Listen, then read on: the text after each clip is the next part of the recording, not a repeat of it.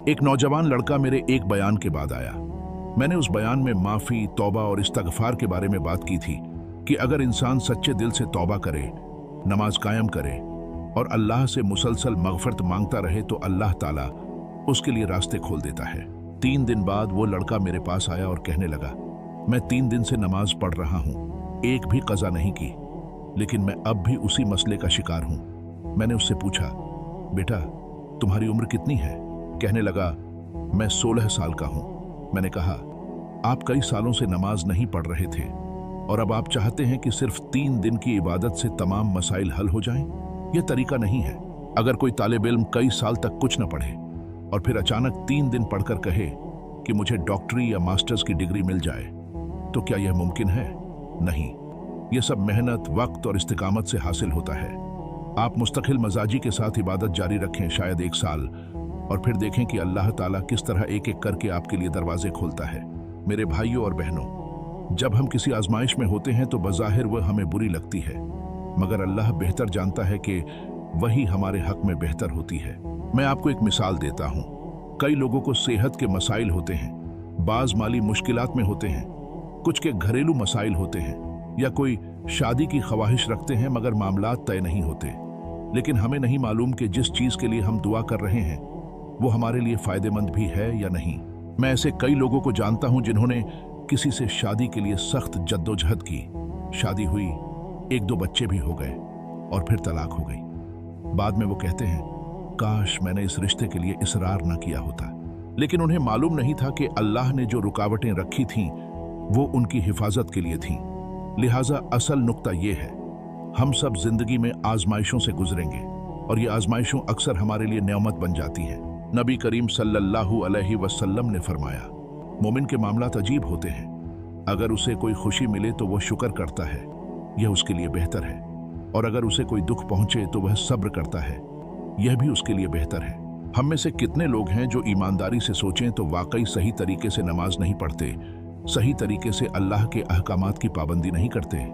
हम कमजोर हैं और हम कहते हैं कि मैं कमजोर हूं, मैं एक इंसान हूं। मुझे याद है, एक शख्स ने मुझे बताया था कि जब भी मैं अपने एक दोस्त को उसकी गलतियों पर समझाता हूं तो वो हमेशा कहता है, मेरे लिए दुआ करो, मेरे लिए दुआ करो।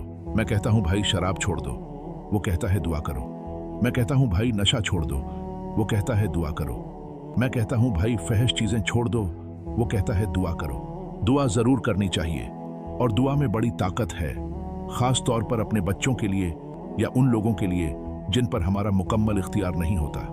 दुआ एक बहुत ताकतवर जरिया है। अगर आप कुछ चाहते हैं तो दुआ करें, लेकिन मैं आपको बताना चाहता हूं कि जब अल्लाह आपको किसी चीज की तरफ मुतवज्जह करे जिसके लिए आप दुआ करें, तो दरअसल अल्लाह आपको यह दिखा रहा है कि असल हाकिम कौन है, असल मालिक कौन है। वो आपको अपनी तरफ खींचता है। जैसे मैं कह रहा था, हम में से बहुत से लोग मिसाली नहीं हैं, लेकिन क्या आप इस बात से मुत्तफिक नहीं कि जब हमारी जिंदगी में कोई बड़ी मुश्किल आती है तो हम अल्लाह के साथ अपने ताल्लुक को बेहतर बनाते हैं? जब कोई मुसीबत आती है, कोई बीमारी आती है, तो हम मस्जिद की तरफ दौड़ते हैं, शायद कई हफ्तों बाद पहली मर्तबा। फिर हम पाबंदी से आने लगते हैं, अपने हाथ उठाकर अल्लाह से दुआ करते हैं, ऐ अल्लाह, मैं तेरे सामने रो रहा हूं, मेरी मदद फरमा, मैं अपनी की हुई बुराइयों से माफी मांगता हूं। ये सब क्यों हुआ? अगर वो मुसीबत ना आती तो शायद आप कभी अपने रब को इस तरह ना पुकारते। क्या आप नहीं देखते कि वो आजमाइश दरअसल आपके लिए एक नेमत थी? अल्लाह फरमाता है, मैं तुमसे मोहब्बत करता हूं, देखो मेरा बंदा कैसे मेरी तरफ रुजू कर रहा है। हदीस में आता है कि अल्लाह अपने किसी बंदे की तौबा पर इतना खुश होता है कि खुशी की कोई हद नहीं रहती। तो आपने अल्लाह को खुश किया, लेकिन अल्लाह ने आपको मुश्किल के जरिए अपनी तरफ बुलाया। अगर वो आजमाइश ना आती तो शायद आप कभी वापस ना आते। आप जिन मुश्किलात का सामना कर रहे हैं उन पर सब्र करें, लेकिन साथ ही साथ उन मुश्किलात के हल के लिए नमाज की तरफ रुजू करना ना भूलें। हमें ये बात कहां से मालूम होती है? नबी करीम सल्लल्लाहु अलैहि वसल्लम की कई हदीसों में जिक्र आया है कि जब भी कोई मामला या मुश्किल पेश आती तो आप सल्लल्लाहु अलैहि वसल्लम फौरन नमाज की तरफ मुतवज्जे हो जाते। ये तो अल्लाह की सबसे बेहतरीन मखलूक और तमाम अंबिया में सबसे ज्यादा मुअज़्ज़ज़ हस्ती सल्लल्लाहु अलैहि वसल्लम की सुन्नत है। अल्लाह की सलामती और रहमत आप सल्लल्लाहु अलैहि वसल्लम पर हो। अगर नबी करीम सल्लल्लाहु अलैहि वसल्लम हर मसले में नमाज का सहारा लेते थे, तो हम क्या हैं? हम में से कितने लोग हैं कि जब कोई मसला आए तो सबसे पहले वज़ू करें और अपने रब के सामने रोकर मदद मांगें? आज़मा कर देखें, अल्लाह ज़रूर मदद करेगा।